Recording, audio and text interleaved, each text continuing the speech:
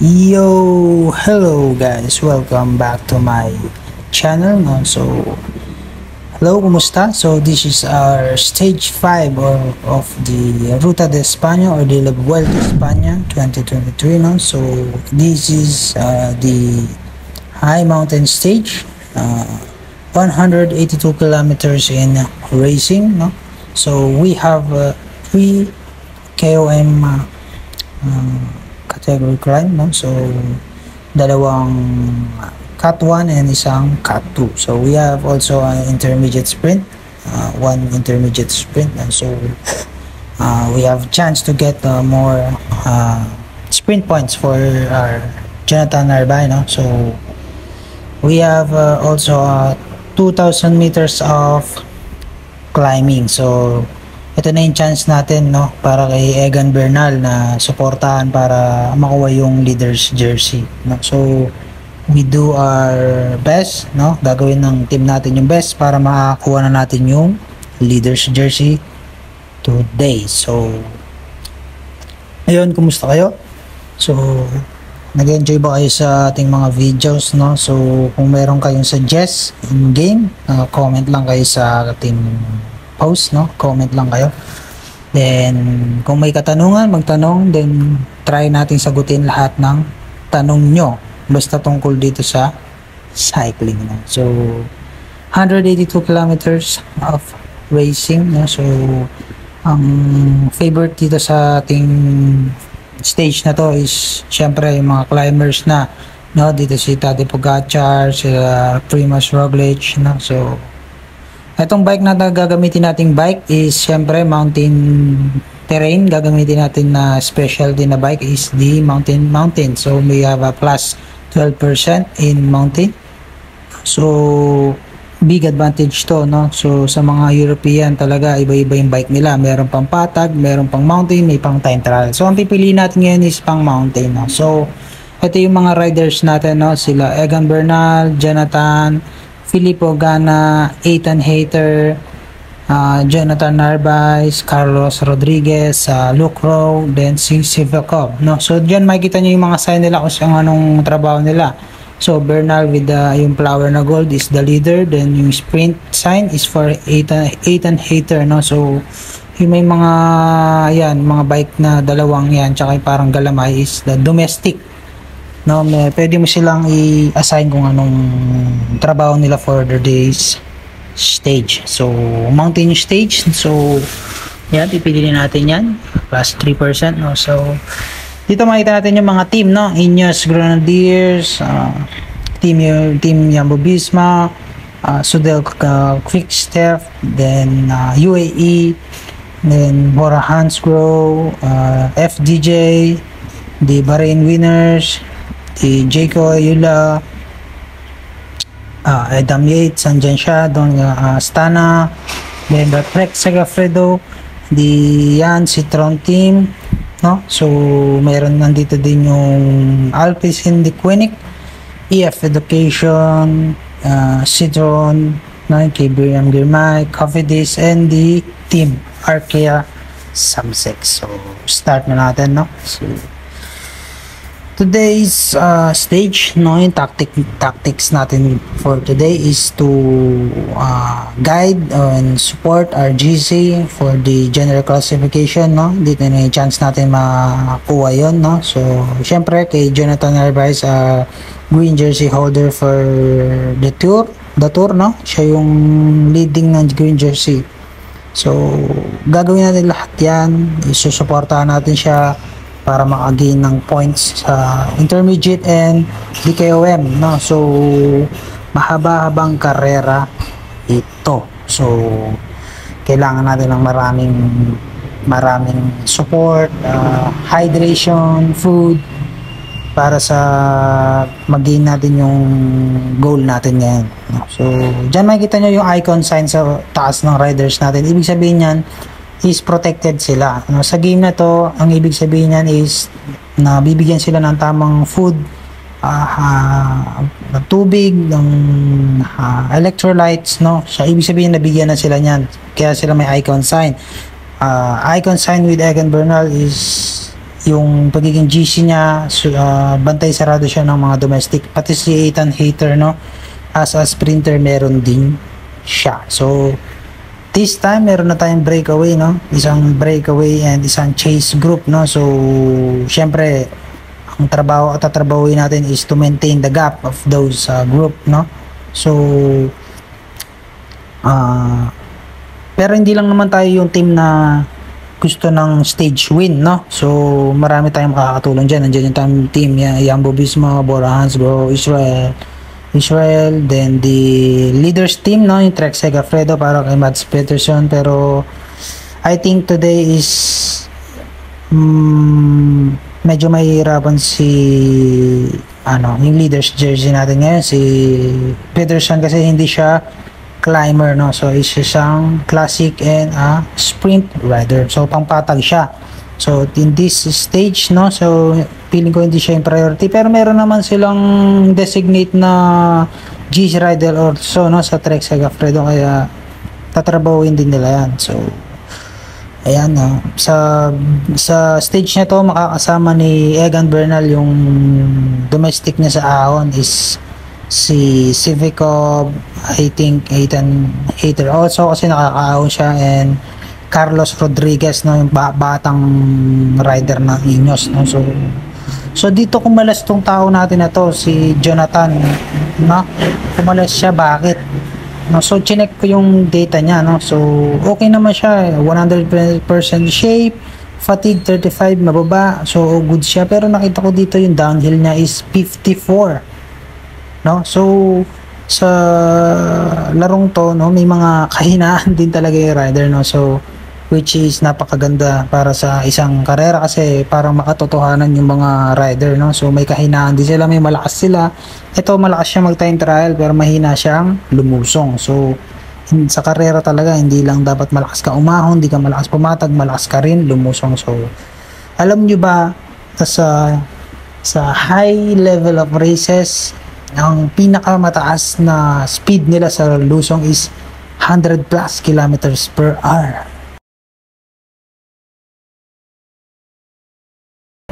Good luck good luck karera. So dito, ito na yung unang category climb natin, no. So umagwat na naman, no, wala tayo sa posisyon. Then pinadala natin si Civico para supportahan si Narvaez para i-close yung gap na to, no. So andyan na yung KOM, malapit na dyan yung KOM. So i-slow natin konti yung yung game, no. So dyan makikita natin we have 6 riders, no, mga kalaban niya sa KOM yan. So ilalunch ko yung sprint ko na mas maaga, no. So bago yung 1 kilometer, then yun, but makita natin na so Matej Mohoric is good appearance.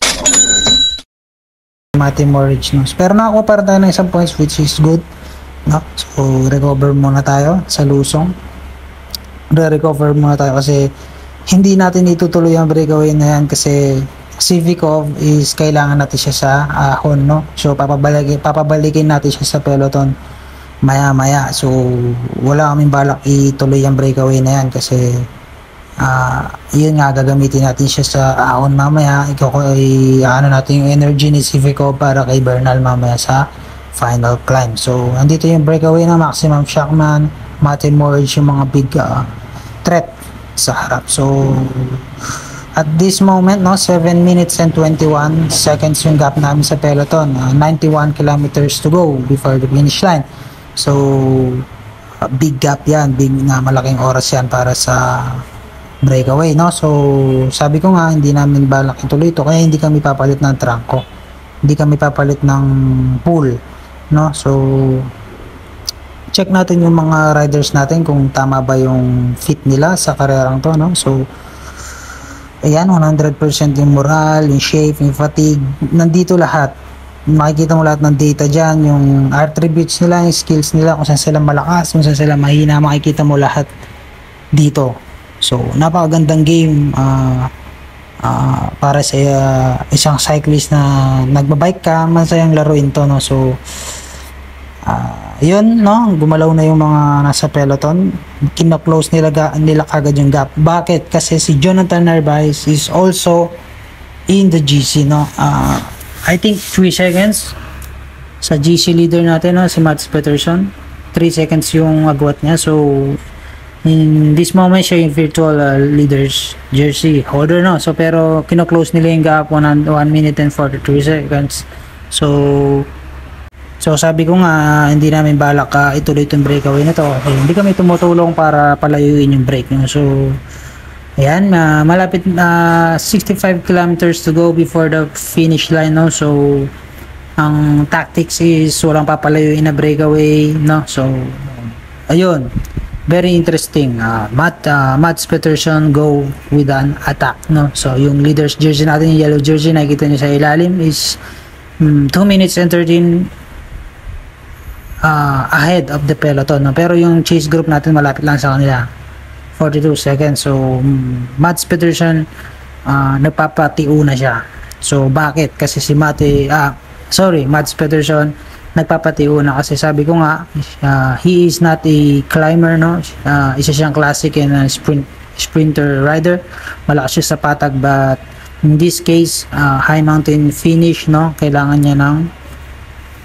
niyang magpatiuna talaga. So napakagaling, no, sa AI na kalaban, napakagaling na tactics yan. Nagpatiuna siya, gawa ng hindi siya climber. So alam niya na sa pagdating ng final climb, dadalhin ng GC team yan, kasi dyan buweluhan sa ahon, hindi lang sa patag, guys, ang buweluhan, no, hindi lang sa flat stage ang lead out train, no, meron din sa ahon. So sa European races, no, kung nanonood kayo, is number 1 nilang ginagawa yan kapag may protected leader sila. So ito na, we hit the second to the last climb, no. So mahaba-haba rin to. So nandito rin yung cut 1 KOM points, no. So pinadala na si Filippo Ganna sa harap para itaas yung pace, no. So nakikita natin na yung ibang rider na 9 climbers is struggling, tulad ni Luke Rowe, nating teammate na isang ruler na pampatag, is nahihirapan sa pace ni Filippo Ganna. So nakikita na natin si Mads Peterson sa harap, no. Maaabutan na natin siya dito sa ahon kasi nga mahirap siya sa ahon. So yun na, nabuo na uli yung grupo. So expect natin dito yung mga titira uli. So ayun, kakasabi ko lang, no, may umatake na uli si Simon Yates ng team Jayco Ayula, no, with Matej Mohoric and Stephen Kung. Butchman, the climber of the Bora Hansgrohe, no. So the game is to close that gap, no. Hindi natin siya papabayaan, pero si Narvaez is doing his job to get some points uli sa KOM, no. So kailangan na nating mag-position kasi andyan na yung final climb. So dadalhin na natin utusan natin yung mga rider natin na mag-position na sa harap and close the gap para mai-place na natin yung pwesto natin, or i-place na natin si Bernal sa harap. Kasi before the climb, sabi ko nga, positioning is the very important factor in this kind of terrain, no. Bago umahon, dapat nasa harap. So para bantay sarado kung sino makakatakas, kung sino yung titira, mababantayan ng ating GC. So yun, may tumira na naman, no, si Eric Anderson, no. So i-close lang yan, i-close lang ng domestic ni Bernal natin yan, ng domestic natin yan. So before the climb, dapat ang grupo is buo ang grupo ng peloton, no. So malaki yung chance natin kasi nga malalakas umahon yung riders natin. So tumira na naman sila, no, walang humpay yan hanggang bago ang ahon. Kasi ba't nila ginagawa yan? Yung tumitira ng mga yan, yun yung mga non-pure climber, no. Gusto nilang magpatiuna kasi kaso itong ginagawa natin is pinipilit nating mataas yung pacing, no. Dapat mataas yung pacing sa ahon para unang-una walang maka-create ng breakaway, kasi ito na, last 15 kilometers na lang to the finish, no. So dapat mataas yung pacing natin dyan unang-una, yun nga, para walang maka-create na breakaway and para mahirapan yung ibang GC riders or GC team na maiposisyon yung mga riders nila sa harap. So kung tayo yung nasa harap, big advantage na yun para sa atin, di ba? So ito na yung yung final climb, no? So 12-kilometer climb.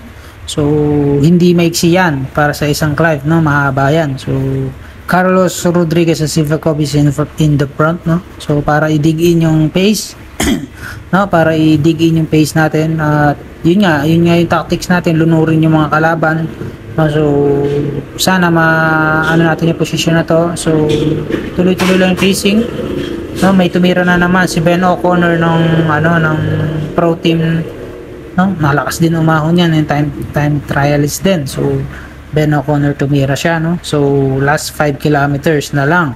So dito positioning yung labanan, so nasa harap pa rin tayo, no? 9 riders na lang yun nandito sa ating breakaway, no? So ito na yung final climb natin. So maganda yung position ni Egan Bernal, no? So ito na yung sinasabi ko sa na lead out namin sa ahon, no? So nakikita natin Jonas Vingegaard, Tadej Pogacar and Remco is in this group, no? So nabantayan nila yung galaw namin.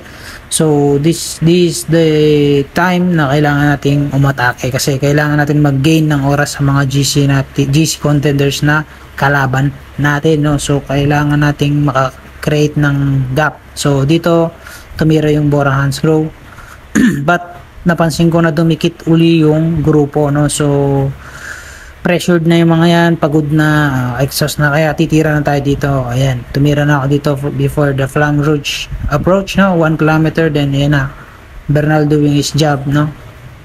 Ayun, agwat na sila dun sa bago finish line, no? So Egan Bernal win the stage.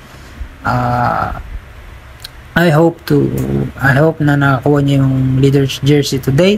So pero feeling ko hindi kasi medyo hindi ko malas yung grupo, no?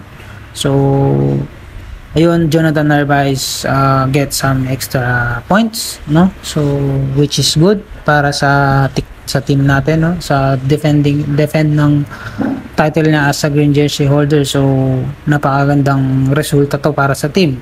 So ayun, Egan Bernal get the stage win, no? So gumana yung tactics natin, no? Nakuha niya yung stage win and the GC place, I hope. Kasi sabi ko naman sa inyo, ito na yung chance niya, di ba? Na makuha yung GC leader natin. Magigain tayo ng oras kasi gawa ng high mountain to. Dahil yun yung specialty niya, ang isang high mountain climber, no? Si Egan Bernal ng Colombia. So this is the result of our stage, no? Egan Bernal for the stage win. The second, Richard Carapaz and Sergio Higuita. So pansinin nyo, isang high mountain stage, top 3 podium is Colombians, no? So alam naman natin, no? So kung you do research about the Colombian riders is good in the high mountain terrains. So they have this talent in high mountain because of the altitude, no? Malakas sila sa altitude terrain. So Egan Bernal, Richard Carapaz, Egan Bernal for Colombia, Richard Carapaz for the Colombia also, but in Ecuador. Then Sergio Higuita for Colombia on Bora Hansgrohe AF Educations. Miguel Landa for 5th, Carlos Rodriguez in 6th, Adam Yates in 7, Sivakov in 8, Tadej Pogacar also in here, 9th place, and the Tish Binot of Team Jumbo-Visma. So sa tingin ko medyo hindi tayo nag-gain ng oras ngayon, pero tataas ang GC standing ni Egan Bernal, no? So yung protected rider natin, tumaas yung GC niya sigurado kasi marami siyang kinainan na oras. So ito yung general classification natin, no? Si Remco Evenepoel ang leading rider ngayon, no? Ng Soudal Quick-Step. Then second si Filippo Ganna and Egan Bernal. Then fourth, Tadej Pogacar. Then Matej Mohoric, Maximin Schachmann, Ethan Hayter, Carlos Rodriguez, Primož Roglic also in here in top 10. So mahaba-haba pang karera pero nakasalansan na yung mga rider, no? So lamang si Remco sa atin ng 1 minute and kaya Egan Bernal is 3 minutes. So I hope the next mountain stage is we gain more time, no, para dito kay Egan Bernal. So Tadej Pogacar is also here, no doubt, because of his skills in mountains, no.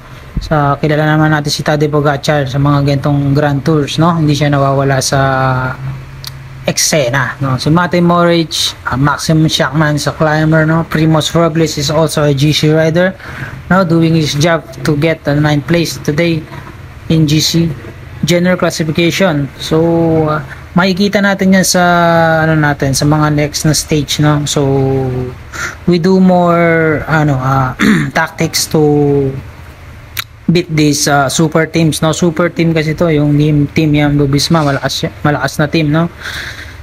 Si Jonas, si Van Aert, si Roglic, no. So UAE also, Tade and McNulty, no. Yan yung mga nila sa Ahon, J. Vine also, and Adam Yates, Simon Yates from ULAC. So this is the result, no, sa ating stage, no? Stage winner Egan Bernal, then sa best young rider is Remco Evenepoel pa rin, behind of Carlos Rodriguez, below is Carlos Rodriguez, no. Sa mountain classification si Egan Bernal ang KOM natin ngayong araw, no. So sa points is Jonathan Narvaez, na defend niya yung green jersey niya. So chapeau para kay Jonathan Narvaez, no. na defend niya yung green jersey. So sa points is Mads versus Remco Evenepoel pa rin ang nasa top 3, no. So dito is natin na medyo meron pang merong threat pa, no. Yung threat sa green jersey kasi 84 lang yung ni Mads Pedersen, so may chance pa rin na maagaw yung green jersey. So in the few next stages, no, so we do our best para makakuha po uli ng mga gain ng points para kay Jonathan, but this time a good result para sa team, no. So yun lang, kita-kits tayo sa susunod pa na mga video. Peace.